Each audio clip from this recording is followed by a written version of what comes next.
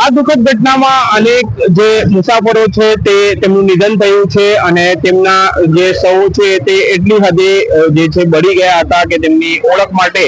DNA sample લેવાની હવે તજવીજ હાથ ધરાઈ છે। ઉલ્લેખનીય છે કે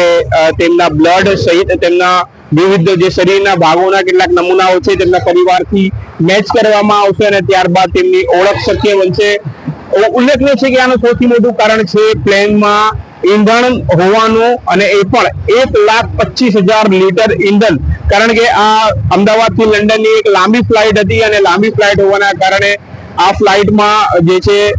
તમામ જે મુસાફરો છે તેમની મુસાફરી લાંબી હતી અને એના કારણે ઈંધણ પણ જે છે તે વધારે હતું અને આ વધારે ઈંધણના કારણે આગ જે છે તે પ્રચંડ વિસ્ફોટમાં જે કહી શકાય કે પરિવર્તિત થઈ હતી અને તેના કારણે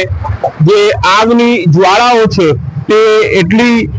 હદે તાપમાન એનું ગયું હતું કે આમાં જે કહી શકાય કે જીવિત માનવી જે છે ક્યાંક ને ક્યાંક જે છે તેમની ઓળખ મુશ્કેલ બની છે। હાલ આ અંગે અમદાવાદ હોસ્પિટલ ખાતે તમામ જે છે તેમની ડીએનએ ના સેમ્પલ લેવાની પણ તજવીજ હાથ ધરાઈ છે।